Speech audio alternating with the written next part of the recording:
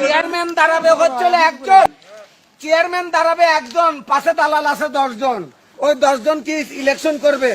ওই 10 জন পাম দেয় লোহার চাক্কায়, আর চাক্কা ফুলে ওঠে, আর ওইখান থেকে বাতাস খায়। ভাইরা আমার, এইসব দান্দাবাজিবাদ, আল্লাহর হুকুম মানেন, নবীজির তরিকায় চলেন, দুনিয়াতেও শান্তি, আখেরাতেও শান্তি। এখান থেকে সৌদি আরব বা মালয়েশিয়া যাইতে কয়টা জিনিস লাগে? এই শিক্ষিত ছেলে বলো। দুইটা। কি কি? পাসপোর্ট আর ভিসা। যদি না হয় গুলি খাইতে হবে, জেল খাটতে হবে। কবরে যাইতে হইলেও দুইটা জিনিস লাগে, এক হচ্ছে ইমান, আর এক হলো আমল। ইমান আমল নিয়ে যদি কবরে যাইতে পারো, কবর তোমার জন্য জান্নাতের বাগান হয়ে যাবে। আর যদি ইমান আমল যদি না নিয়ে যাইতে পারো, ওই যে পাসপোর্ট ভিসা ছাড়া যেরকম মালয়েশিয়া গেলে গুতানি খাওয়া লাগে, এরকম কবরেও তোমারে গুতাইবে। ভাইরা আমার, আল্লাহ রব্বুল আলামিন বলেছেন, যে ব্যক্তি আমার হুকুম মানে না, আমার হাবিবের তরিকায় চলে না, সেই ব্যক্তি মানুষ নামের কি? মানুষ নামের কলঙ্ক। এটা কোন জায়গায় লেখা আছে? কোরআনে, হাদিসে। এটা একটা বইয়ের মধ্যে লেখা আছে, কিন্তু এই ধরনের উক্তি যুক্তি কোন কোরআনের মধ্যে নাই। ভাইরা আমার, আপনারা জানেন দিনের নবী হযরত মুহাম্মদ সাল্লাল্লাহু আলাইহি সাল্লাম 63 বছর জিন্দেগিতে 3.5 মনের অধিক খাবার খায় নাই, আর আমরা বছরে 10 মন চাইলেই খায় ফেলি। ভাইরা আমার, আমি শুধু একটি কথা বলতে চাই আপনাদের। সেই কথাটা হলো, মা বোন সবার আছে, স্ত্রী সন্তান সবার আছে, পিতা মাতা সবার আছে। ভাই, আমি মক্কা মদিনার ইমাম সাহেব, কিন্তু আমি মায়ের কথা শুনি না, মাকে কষ্ট দেই। আমার ইমাম সাহেবের কোনো দাম নাই, জান্নাত নাই। আজকালকার পোলাপান 16-17 বছর বয়সে বিয়ে করার জন্য পাগল হয়ে যায়। মা বিয়ে করে দেওয়ার সাথে সাথে সকিনা আর ফুলবানু পাইয়া মা বাবারে ভুলে যায়। শ্বশুর হয়ে যায় আব্বাজান, শাশুড়ি হয়ে যায় আম্মাজান, আর বাপ মা হয়ে যায় চাকর চাকরান। ভাইরা আমার, যারা মায়ের সঙ্গে খারাপ ব্যবহার করছেন, তারা আজকে মায়ের পা ধরে মাপ চান। যদি মা জীবিত না থাকে, মার বয়সী মহিলাদেরকে সম্মান করেন, মহিলাদের সাথে ভালো ব্যবহার করেন, তাদের খাওয়ান, তাদেরকে দাওয়াত করেন, তাদের জন্য দোয়া কালাম করেন, এটা মা বাপ পাবে। ভাইরা আমার, আমি যদি খারাপ লোক হই, তাহলে আমি কোথাও বসতে পারবো না, দাঁড়াতে পারবো না। আচ্ছা, আপনারাই বলেন, আমি যদি চোর হতাম, আমি যদি ডাকাত হতাম, আমি যদি বদমাইশ হইতাম, আমি যদি গুন্ডা হইতাম, আমি যদি মদতি হইতাম, আমি যদি জুয়া করে হইতাম, এখন আমি এখানে দাঁড়ায় আপনাদের সামনে কথা বলতে পারতাম? আপনারা শুনতেন কি? এখন সেটা আপনি বলেন। শুনতেন না। আমার একটা পরিচয় আছে, ওটা সিক্রেট। ওটাকে তোমার মতো দেওয়ার মতো লোকের মতো, তোমার মতো লোকের যদি আমার পরিচয় দেওয়া যাইতো, তাহলে আর আমার পাগল হইতে হইতো। ট্রাই টু আন্ডারস্ট্যান্ড, বোঝার চেষ্টা করো। In the event of conviction, this ticket is to be admit history ticket. My name is MDK Russell. My father's name is Kundukar Musharraf Hossain. My village name is Himsori. My thana name is Ramu. My district name is Cox's Bazar. Bangladesh is our homeland. There are 64 districts in Bangladesh. How many rivers Bangladesh? It is Padma, Meghna, Jamuna. It is beautiful country. I love my country, but it is not beautiful country. It is thief of Bangladesh. Bangladesh is habit is the second nature. অভ্যাস হচ্ছে দ্বিতীয় প্রকৃতি। যে যে অভ্যাসে পরিণত হয়ে গেছে, ওই অভ্যাসটা মৃত্যুর আগ পর্যন্ত ছাড়তে পারে না। ভাইরা আমার, আমাদের দেশের সরকার ঘোষণা করে দিয়েছিল, বাংলার মানুষ, আপনারা কি 10 টাকা সের চাল খেতে চান? বাংলার মানুষ বোকা, খায়া গেল ধোকা, বলে যে চাই, কয় তাহলে আমাদেরকে ভোট দেন, আমরা 10 টাকা সের চাল খাওয়াবো। আল্লাহর কসম, 15 বছর রানিং চলতেছে সরকারের। একবার গেছে, আর একবার গেছে, আর একবার জোর করে থেকে গেছে, তাও 40 টাকা সের। সরকার কথা দিয়ে কথা রাখে না। আমি আপনাকে কথা দিয়ে কথা রাখি না, আপনি ওনাকে কথা দিয়ে কথা রাখেন না, কিন্তু আল্লাহ যে কথা বলে সে কথা রাখে কিনা ভাই?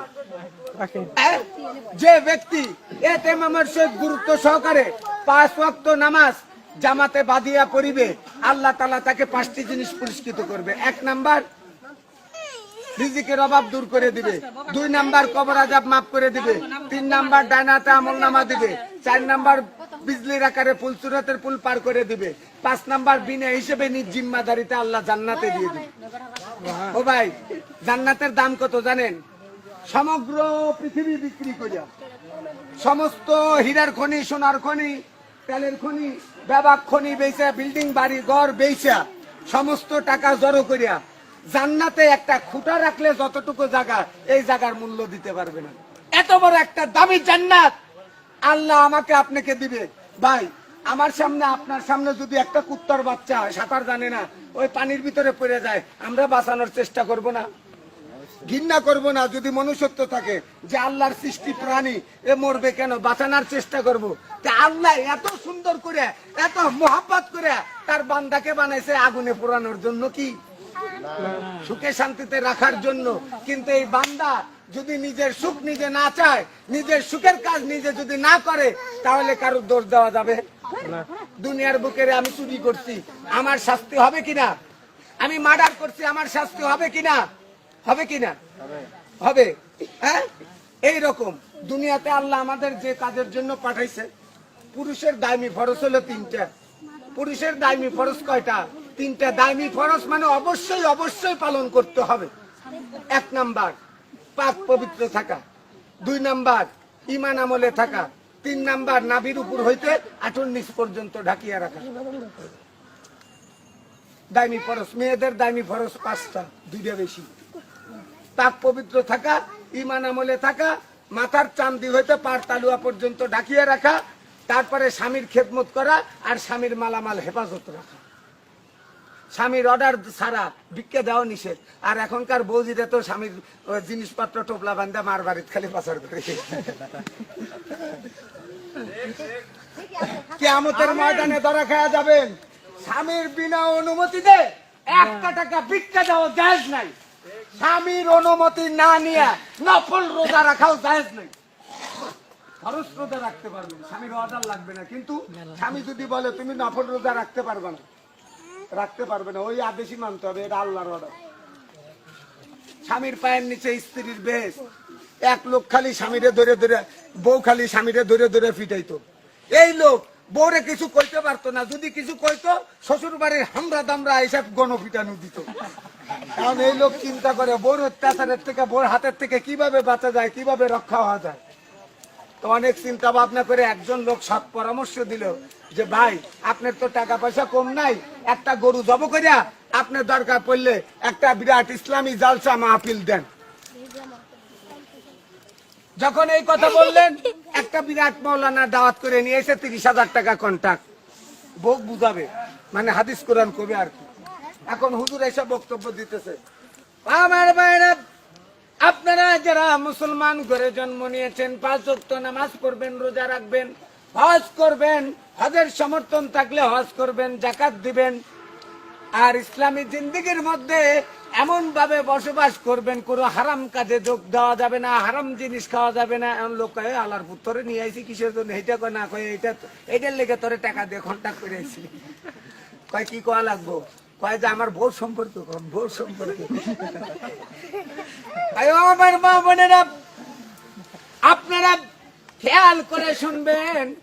আমার পর্দার মা বোন যারা আছেন, বিশেষ করে এই বাড়ির যে গৃহকর্ত্রী আছে, এই বাড়ির মহিলা যিনি আছেন, একটু ভালো করে শুনবেন। স্বামীর পায়ের নিচে স্ত্রীর বেশ, আর স্বামীর মনে যদি আঘাত দেন, আর এই স্বামী যদি আল্লাহ আপনাকে না মাফ না করে, আপনি কিন্তু জাহান্নামে চলে যাবেন। এখন ওই লোক কইতেছে, হুজুর আপনাকে 500 টাকা আরো বাড়া দেবেন, আরেকটু কন, আরেকটু কন। কয়া টইয়া ও আসনসিয়ত শেষ। হুজুর চলে গেছে টাকা পয়সা লইয়া। ও এখন খাটের উপর যা সিটপাটা ঘুইয়া কম্বল মুড়ি দিয়ে রয়েছে, আজকে ভোরে দিয়ে 8 পা উঠি পাবো, কারণ আমার পায়ের নিচে বেশ। ও অবশ্যই টিপবো, যেহেতু হুজুর কয়া দিছে। কারণ বউ উঠছে খাটের পর, তো সানসেটের উপর থেকে কি জিনিস পাবে লাগল পায় না। তো হঠাৎ করে স্বামীর মাথার বার বাড়া দিয়ে ওই জিনিস পাইছে। স্বামী আর কম্বল টম্বল ভালো দেখ, বেদব মহিলা তুমি কি করলা? হুজুর একটু আগে কি কইলো? কয় হুজুর কি কইছে?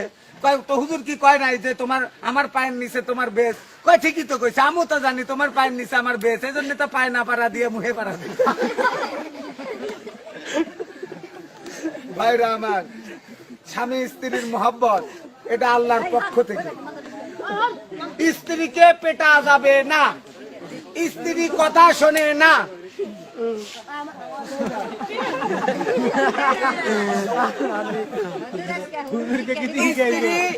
স্ত্রীকে পেটা যাবে না, স্ত্রীকে গালাগালি করা যাবে না।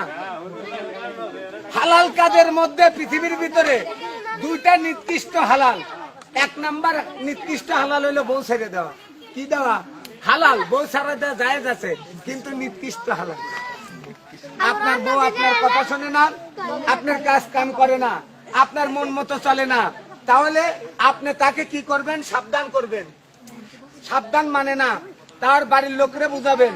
বাড়ির লোকও ম্যানেজ করতে পারে না, এইবার আপনি বিসমিল্লাহির রহমানির রহিম তো একবার তালাক দিয়ে দিবেন। এক তালাক। এই তালাক দেওয়ার নিয়ম আছে। কয় যে আকাশের যত মানে আকাশের যত তারা আছে, গাছের যত পাতা আছে, এতগুলো তো তালাক দিলেন। এইভাবে তালাক হয় না। কোরআনের আইন। 1 মাসে একটা তালাক দিলেন, স্ত্রীর বিছনা সিরা করে দেন। খোরপোশ ভরণ পোষণ কিন্তু দেওয়া লাগবে। এই 1 মাসে কমপ্লিট অপেক্ষা করছেন, সে ঠিক হয় নাই, দ্বিতীয় মাসে আর একটা দেন।